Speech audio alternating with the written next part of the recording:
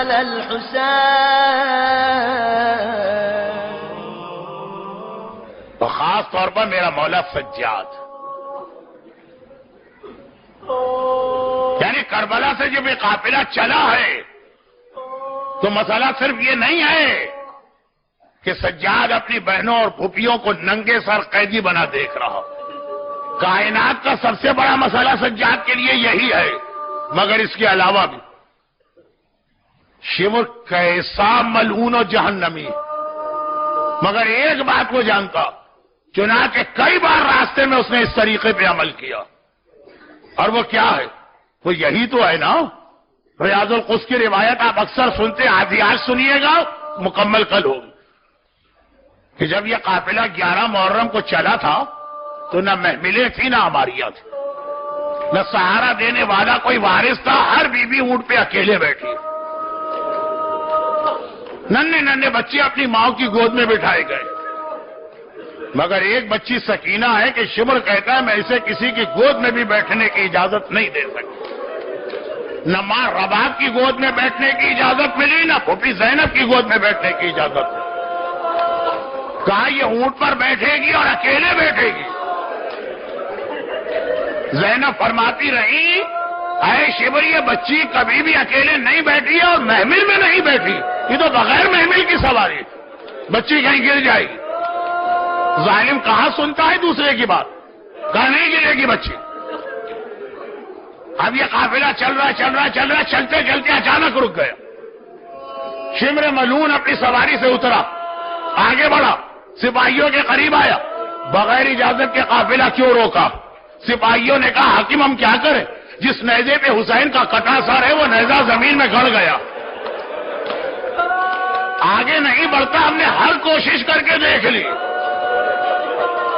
شمر نے کہا اچھا حسین کا سر آگے نہیں بڑھ رہا، میں اس سر کو آگے بڑھاتا ہوں. بس شمر کا جملہ ہم نے سنا تو ہمارے ذہن میں آیا کہ شمر نیزے کے قریب آئے گا، 10 12 15 سپاہیوں سے کہے گا نیزے کو زمین سے نکالو، مگر نہیں، ملعون ہے، جہنمی ہے، لیکن معرفت اہل بیت اتنی رکھتا ہے کہ حسین کا سر آگے نہیں بڑھتا، میں اسے آگے بڑھاتا ہوں. عجیب بات ہے، حسین کے سر کو بڑھانا ہے، ادھر نہیں گیا، سیدھا میرے مظلوم آقا سجاد کے پاس آیا. ہاتھ میں کوڑا ہے، ایک بار کوڑا اٹھا کے میرے بیمار امام کی کمر پہ مارا. سجاد جب تک تیرا بابا آگے نہیں بڑھے گا اس وقت تک مسلسل تیری کمر پہ کوڑے مارے جائیں گے. سمر جانتا ہے، دیکھیں یہ بھی سجاد کا ایک امتحان. سجاد نے صرف ایک جملہ کا بابا رک کیوں گئے ہیں؟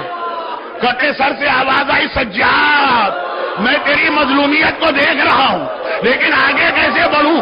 میری سکینہ اونٹ سے جنگل میں گر گئی ہے، جب تک کہ سکینہ نہیں آئے گی حسین آگے نہیں بڑھے گا. شمر و سجاد ادھر تو چھوڑیے بات، زینب کے کان میں بھائی کا جملہ آ گیا، ارے میری سکینہ گر گئی ہے. شہزادی گھبرا کے اونٹ سے اتری، جنگل میں داخل ہوئی. اینا سکینہ، اینا سکینہ، ارے سکینہ بیٹی کہاں ہو، بوبی کو جواب دو. سکینہ کا جواب تو نہ آیا. ایک جگہ جھاڑیوں کے درمیان ایک نقاب پوش اور سیاہ پوش بیوی زمین پر بیٹھے نظر آ گئی اور ننھی سکینہ ان کی گود میں سر رکھے سو رہی ہے. زینب نے یہ منظر دیکھا، شہزادی گھبرا گئی. دیکھیں فطرت کیا کہتی ہے، ماں کا بیٹا کھو گیا، جیسے ہی ملے گا وہ تڑپ کے آگے بڑھے گی، اپنے بیٹے کو اٹھا کے گلے سے لگائے گی. مگر زینب نے یہاں دو اتنی عجیب باتیں دیکھی کہ سکینہ مل گئی مگر زینب نے سکینہ کو نہیں اٹھایا. حیرت کے ساتھ نقابپوش بی بی کو دیکھا اور کہا کہ دو باتیں مجھے بڑی عجیب لگی. اب تک تو جو آیا بچی کے تماچے تو لگائے، بدن پہ کوڑے تو مارے، آپ کون ہیں جو اس یتیمہ سے اتنی مہربانی کر رہی؟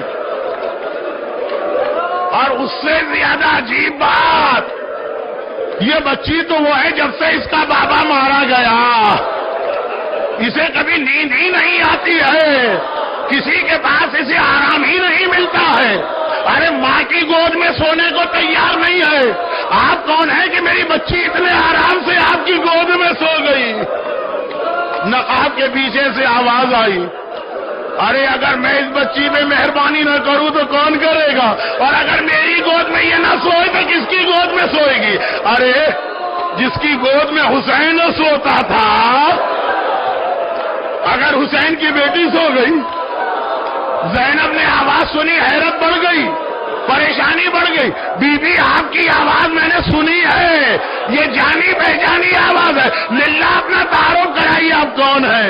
کوئی نامحرم نہ تھا، بی بی نے چہرے سے نقاب کو ہٹایا، زینب بیٹی، ارے مجھے دیکھ کے پہچان، میں تیری ماں فاطمہ زہرا، جنت البقیع سے یہاں تک تیرے ساتھ ہوں، اور ہر مصیبت میں کوئی تیرا ساتھ دے کہ نہ دے، تیری ماں فاطمہ ہر جگہ تیرے ساتھ۔